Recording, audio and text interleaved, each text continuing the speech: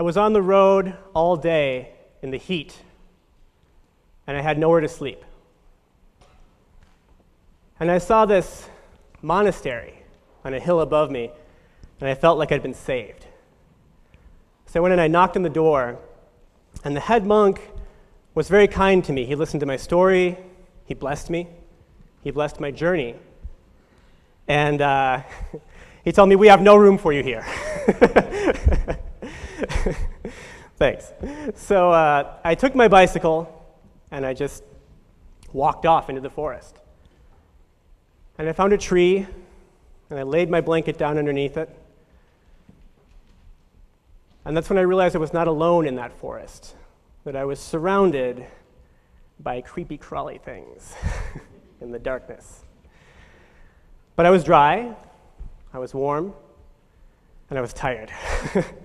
So I sat down, I leaned against that tree, and I pulled that blanket around myself, and I almost fell asleep when it started to rain. That was not the hardest night of my journey. You see, I'm an adventurer. Last year, I set out from the source of the Mississippi River with the goal of one day reaching the Amazon. Since then, I've gone about 2,400 miles, powered only by my own body on a bicycle. And when this conference is over, I'll be back there on the road, pushing onward. When that journey gets difficult, I don't keep going because I always love it. I keep going because I believe in the power of the journey. Now, I grew up on stories of heroes who left home. These were the characters in my video games, in my favorite books, and in the movies I watched. These heroes didn't set off to become heroes, they set off for their own personal reasons. Sometimes they didn't even want to go on their journey. But through the course of that journey, they acquired a greater purpose. Most of us view these stories as fiction, but I wondered if there was something to them. What would happen if you actually went on a journey? Now, most people who study heroism take their cue from Joseph Campbell. We've heard a little bit about him today. He studied myth, and from Joseph Campbell, we get the idea that the hero's journey is only a metaphor, that it's an inner journey you can take without leaving your living room. So here's my confession. I don't like Joseph Campbell, okay? And if you tell me we're going on a journey, I want to go on a journey, right? Like where's the car? Where are we going? Will there be a beach on this journey? Right? And we forget sometimes that Joseph Campbell was trained primarily to handle literature. When he took an interest in Eastern religion, he didn't start a daily meditation practice. He read their stories. And when he took an interest in heroism, he didn't learn how to sword fight, he read their stories. But heroism is not primarily a literary phenomenon. It is a living phenomenon. And that is why I began my journey, because I believe that human beings are capable of doing legendary things, not only in our legends, but in our real lives. For me, the hero myths are more than a metaphor, more than an archetype. They are a blueprint. And I humbly submit to you that the reason that so many hero tales involve a journey is not just because it makes a good story, it's because journeys create heroes. So let me ask you something. What qualities do we expect from the people we call heroes? Well, if you're going to take action when no one else will, you have to be willing to stand out, to be different, to be judged, and to take the risk that you may never look brave for what you did. You might just look stupid. You also have to be able to make quick decisions in rapidly changing circumstances, preferably decisions that actually have good outcomes. And you have to be able to do all of this when there's very little chance to hesitate.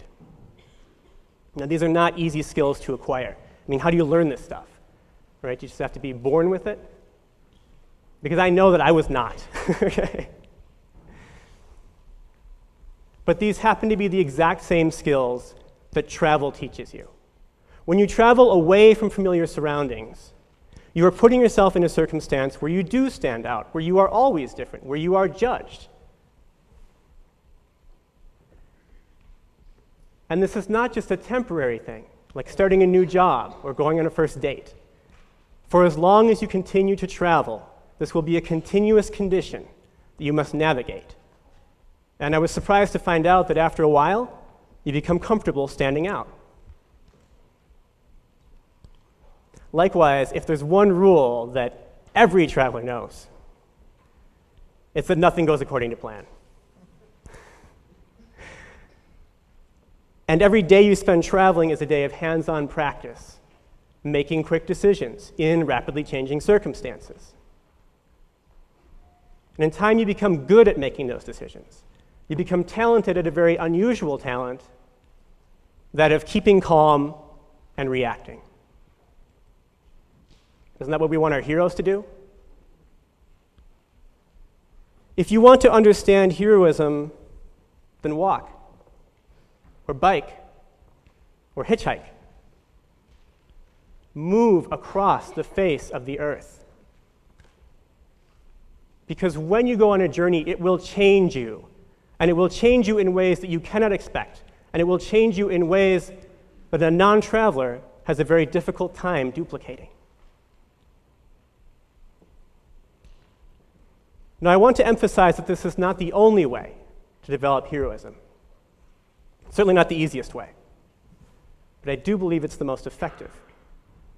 And that's because a journey is an immersive practice. It pushes you out of your element. And immersive practices are scary, they are demanding, but they produce dramatic results. It's the difference between signing up for a foreign language class at your school and traveling overseas to the country that speaks that language and living side by side with them without a word of English. Who becomes fluent faster? It's the difference between starting a yoga course at your gym and apprenticing to a guru in India. Most of the time, when we speak about practices that can develop heroism, we focus on small steps. That's because that's where all of us have to start out. So we start out imagining ourselves as heroes, or looking for parallels between the great hero stories and our everyday lives. But there comes a point where if you want to create more heroes, you have to do more than just tell people that they're already heroic. You have to give them access to the practices that heroes are made of. And the journey is the practice that creates heroic qualities quickly. It is perhaps the only practice that almost all of our large-scale heroes have in common, both in myth and in history. It's also something we can all do. And I know that there is a perceived exclusiveness around travel. I know that right now most of you here are thinking that you couldn't go on a long journey. But I want to challenge you to get creative. And I'm not the best example for this because when I talk about my journey, most people assume that I'm secretly rich or that I must be incredibly brave. And I'm not. I'm a scared, underpaid rider on a bicycle, okay? But there are 3 people who make this point much better than me. Lorene Nieuwenhuis, a single mother of 2, walked all the way around Lake Michigan. And she broke up her journey into segments so that she wouldn't be away from her family too long. Jody Ettenberg stands about this tall. A young, single woman traveling alone. She crossed all of Asia safely. And my friend Nate Dom started his journey with approximately $0. He was able to walk across the United States from east to west successfully. All 3 of these individuals discovered a purpose. Lorene found that she had it in her to become an author. Jody found that she can use cooking and food to unite people across cultural boundaries. And Nate is still out there traveling right now. He discovered that travel and exploration is his purpose in life. So my call to you is this: help me make the journey possible for others. There are ways you can do that. Today at 3:30 in the choir room, which is over here, I'll be holding a breakout session. And that session will start with a Q&A, but I want it to be mainly a collaboration where we can all give suggestions and brainstorm ways to make the hero's journey accessible as a real journey. If journeys create heroes, how do we make more journeys? I hope you'll join us and help answer that question. Secondly, I've printed a special preview edition of my book, Heart of Adventure, which is available only here at the conference, at the ticket booth out front. There's no fixed price on this. You can pay whatever you feel like paying when you grab a copy. The book includes an invitation for your critique to help make this philosophy stronger. But most importantly, you can live it. If you want to make more heroism in the world, then set out to do what the great heroes did.